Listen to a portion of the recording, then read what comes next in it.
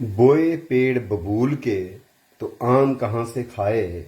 बेशक पुरानी कहावत है, लेकिन बबूल के फूल बहुत ही चमत्कारी औषधीय गुण रखने वाले विष्णु भगवान को प्यारे फूल और इन फूलों का सलोनापन खाद्य पदार्थों में भी व्यंजनों में भी प्राचीन काल से ही भारत में होता आ रहा है।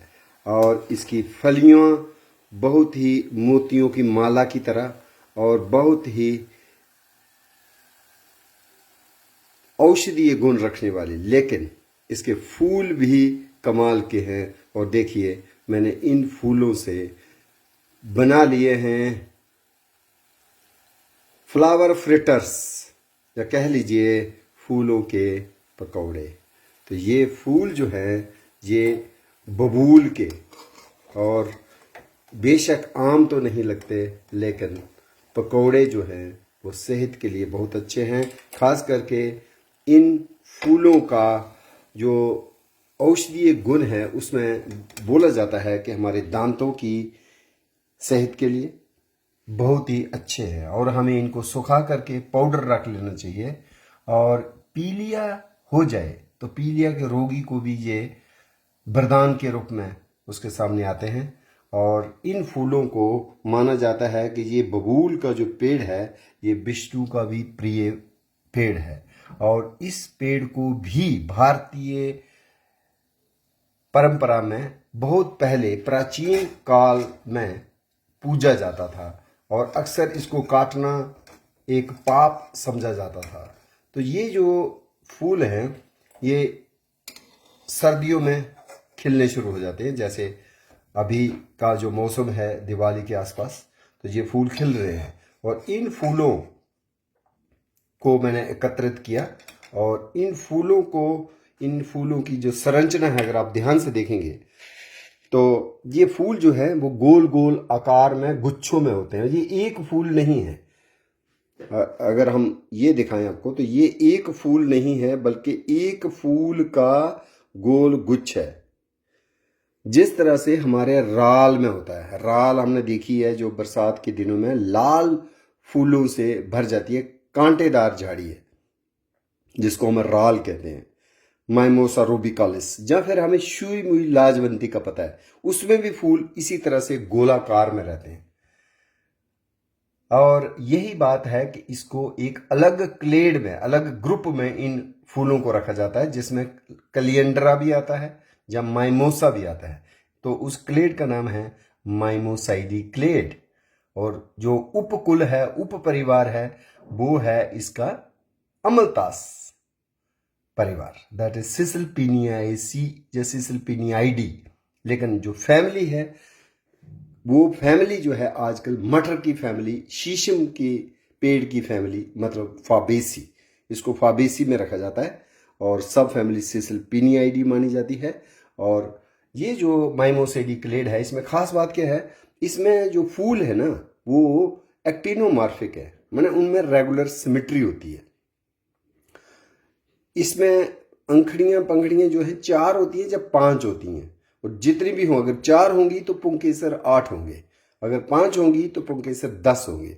और वो 10 पुंकेसर माने इस परिवार में, इस क्लेड में, माइमोसेडी क्लेड में खास करके जो खूबसूरती है वो स्टेमन्स की है, पुंकेसर की है। तभी कैलिएंड्रा, कैली मैंने खूबसूरत, एंड्रा मैंने एंड्रोशियम, स्टेमन्स, उन्हीं की खूबसूरती है। तभी कैलिएंड्रा प्लांट का नाम है, जिसको हम लाल कलंदर भी कह देते हैं डोगरी में।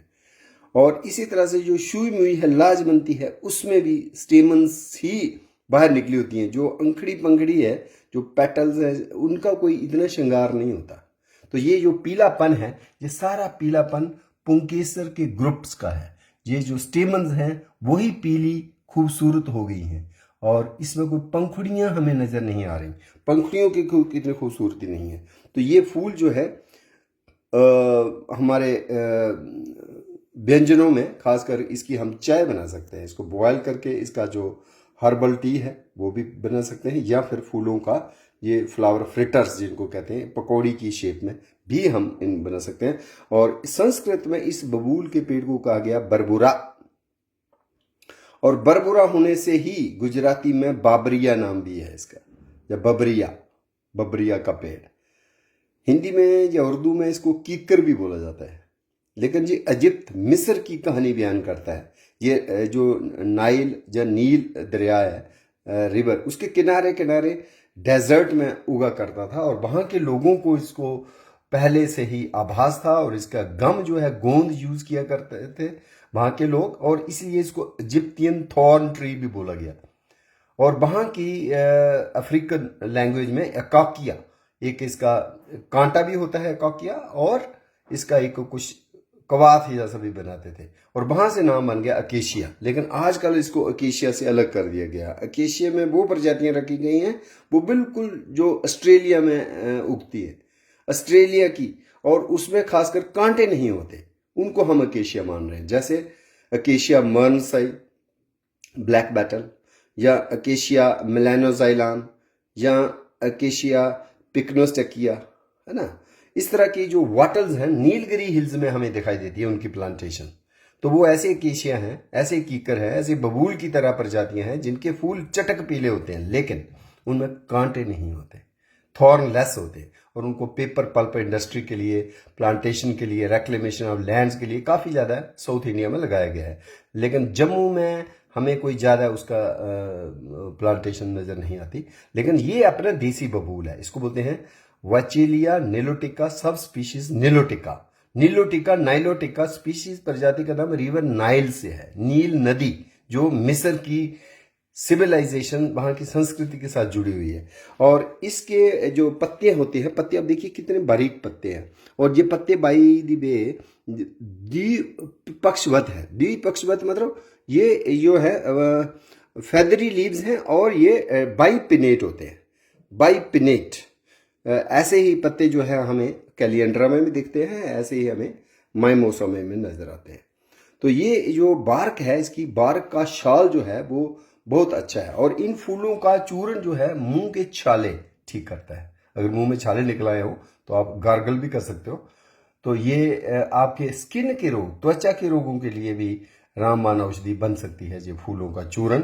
और इसके साथ साथ इसका बार्क का पाउडर और जड़, और इसकी फलियां जो है उसको बॉयल करके, पहला पानी डिस्कार्ड करके, क्योंकि टैनिन्स बहुत होते हैं, तो उसका भी अचार डाला जाता है बिहार और झारखंड में। मैंने भी एक बार उसका अचार बनाया था। और ये जो इसका दातुन होती है, बहुत बढ़िया दातुन होती है। बबूल नाम का टूथपेस्ट भी है, तो दांतों के लिए तो बहुत ही अच्छा पेड़ माना जाता है। और इसमें कांटे रहते हैं, पियर्ड, दो दो कांटे रहते हैं, लंबे सफेद रंग के कांटे। और इसका गोंद जो है वो भी औषधीय प्रयोग में इस्तेमाल होता है। लेकिन ये पहली बार मैंने इनोवेट किया बबूल के पकौड़े, या बबूल के स्नैक्स, या बबूल फ्लावर के फ्रिटर्स। तो ये हमारा जो फूड क्राफ्ट इंस्टीट्यूट में एक ट्रेनीज को एक वर्कशॉप है, यहाँ पे हम उनको अवगत करवाएंगे कि किस तरह से भारतीय परंपरा में कौन से पेड़ पौधे वनस्पतियां जो हैं जिनको व्यंजन के रूप में कहीं ना कहीं खाया जाता है, और वो धार्मिक आस्था का भी केंद्र बन जाते हैं, संस्कृति में भी उनका रंग शामिल हो जाता है, और कहीं ना कहीं आयुर्वेद के संदर्भ से भी हमें इन चीज़ों को जब मौसम आता है खाना चाहिए। विष्णु को सारे फूल नहीं चढ़ाए जाते, जैसे हम सेमल का फूल नहीं चढ़ा सकते या धतूरे का फूल नहीं चढ़ा सकते, है ना, वर्जित होता है। तो लेकिन ये बबूल का फूल जो है, मैं इतना ज्ञानी तो नहीं, पर मुझे लगता है शायद ये शुभ माना जाता है, क्योंकि पेड़ ही शुभ है और विष्णु की पूजा में इसको शुद्ध और समृद्धि का प्रतीक माना गया है। तो ये घरों के आसपास अगर लगा हो पेड़, तो ये सुख समृद्धि का प्रतीक है, ना कि नकारात्मक ऊर्जा का। माने इसका पेड़ लगा हुआ कोई बुरा नहीं माना जाता, अशुभ नहीं होता, शुभ होता है, क्योंकि इसके औषधीय गुण भी बहुत है, और इसकी कैनोपी के ऊपर कई बर्ड्स की नेस्टिंग साइट्स होती है, जैसे बया, जिसको डोगरी में हम ब्रेगुड़ू बोलते हैं। कहीं भी आप चले जाएंगे, घराना में, आरसपुरा में, अखनूर में, हीरानगर, कठुआ, तो आपको दिखेंगे कि बबूल के पेड़ पर बया, बीवर बर्ड, प्लोसियस बेंगालेंसिस, प्लोसिस मानियार, प्लोसियस फिलिपाइनस, ये तीनों प्रजातियां जो हैं इसके ऊपर लंबा तुंबड़ी जैसा, लौकी जैसा घोंसला लगाना पसंद करती है। और ये पेड़ जो है ऐसा पेड़ है जो सूखा अकाल पड़ जाए तब भी हमें खाद्य पदार्थ देता है, और अगर बाढ़ आ जाए तो बाढ़ में से भी ये निकल आता है, उभर आता है, मरता नहीं है। मैंने दोनों परिस्थितियों में, दोनों एक्सट्रीम्स वेदर इवेंट्स, जहाँ ड्राउट पड़ जाए, सूखा हो जाए या फिर पानी हो जाए, दोनों स्थितियों में ये पेड़ जो है बहुत बढ़िया है। माने ये मरता नहीं है, जीवंत रहता है। संघर्ष की इससे बेहतरीन मिसाल और क्या होगी। ये ऐसा पेड़ है, इसके फूल जो हैं काफ़ी खुशबूदार होते हैं। चूंकि अब धोए हुए फूल है तो इनके जो प्राकृतिक जो एक कंचन काया, माने एक सुनहरी रंग की आभा है, वो थोड़ी फीकी पड़ गई है क्योंकि ये धोए हुए फूल है। और इन धोए हुए फूलों को ही मैंने एक पकौड़ी के रूप में बना लिया है, परोस लिया है आज अपनी रसोई में। क्योंकि कल जो भी बात करेंगे वो प्रैक्टिकल होनी चाहिए, ना कि गूगल इंटरनेट से नकल उतारी हुई या किताबों में लिखी हुई बात को हम शेयर करें।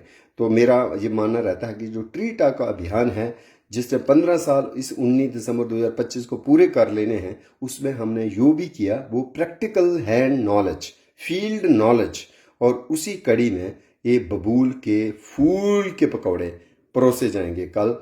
और आज इसका रिहर्सल मेरी रसोई में हो चुका है।